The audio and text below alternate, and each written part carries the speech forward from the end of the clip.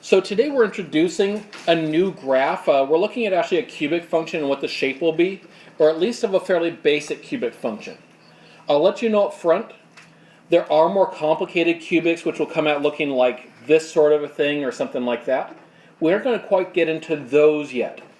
We're just going to be doing variations of the parent function today. Alright, so if I'm going to graph a new function like this, I'm going to start by just thinking of, okay, making a little table here. If x is 0, what's 0 cubed?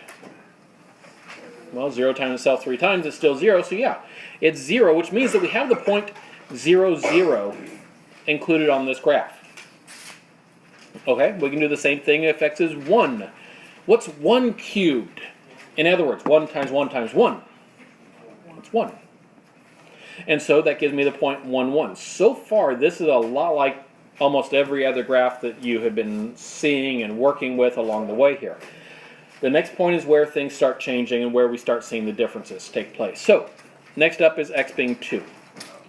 What is 2 cubed? 8. So that tells me that from my starting point, and when I say starting point, I mean that one at 0, 0.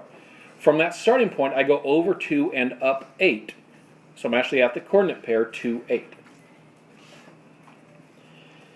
Now, if you made a very large graphing grid, you might be able to plot the next point, because if x is 3, 3 cubed is 27. But I'm guessing you probably didn't make it that big, so we're off the graphing grid at that point. So I know on the right side that I'm going to be looking something like this for my graph. The question is, what's happening on the left side now? So let's actually plug in a negative number or two and see what that does. So now, if x is negative 1. If x is negative 1, what's negative 1 cubed? Well, when we cube a negative, do we get a positive or a negative out of it? Well, yep, it is negative, because a negative number cubed means a negative times a negative times a negative. The first two negatives make a positive, and then that positive times the last negative give us a negative. So yes, negative 1 cubed is negative 1. And then, so I bet you know really quickly what this is. If x is negative 2, what's y going to be? Negative 8. Because negative 2 cubed gives us negative 8. And so then I can plot that point as well. And so we can see that this graph then ends up looking like that. It's basically kind of an S-shaped graph as a rough way to describe it. Technically what's happening is that it's basically leveling out right at 0 here in the middle. And then it progresses to go up very quickly, very soon. Now, having seen how to graph this, you've been able to graph the parent function. Having graphed the parent function, you should be able to graph all sorts of variations on the parent function. So now, graph this equation. All right, so in graphing this, we end up using all the exact same rules that we normally would. So the minus 4 here, it does what a minus 4 has done to every other graph that we've ever seen, which is it moves it to the right 4.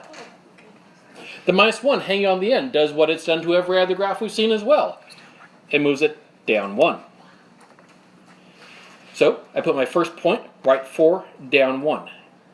That represents the same starting point that I plotted in the last one. Once I have that point plotted, I follow the same pattern that I just used like in that table that I was making. We went over 1 and up 1, and then we went over 2 and up 8. Make sure you're counting from that starting point. And then on the left side, we go left 1 and down 1. And we go left 2 and down 8. And that's how we get our points. So really, it's just find that starting point, and then you just have to know that pattern of whatever I go over, I cube it to know how far to go up or down from there. When you draw your curve in, this is what you should be looking at.